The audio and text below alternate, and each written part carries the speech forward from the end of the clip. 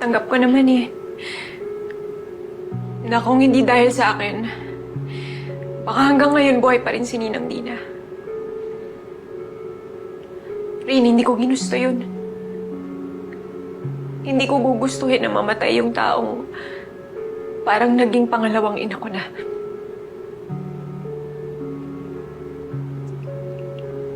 Hindi rin ako nandito para pilitin kang patawarin ako. Kasi kung sa akin din nangyari yun, hindi rin kita mapapatawad.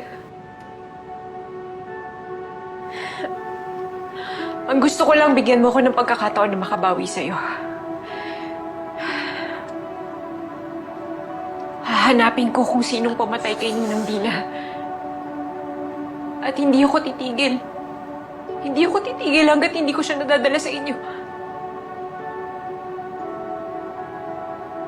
Sige po.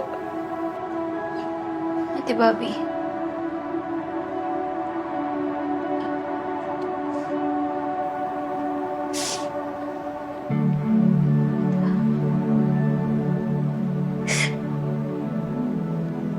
Miss na miss ko na rin si Mami.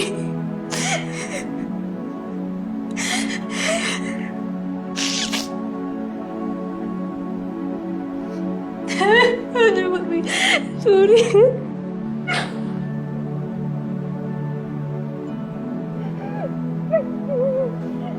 Marami, Mami.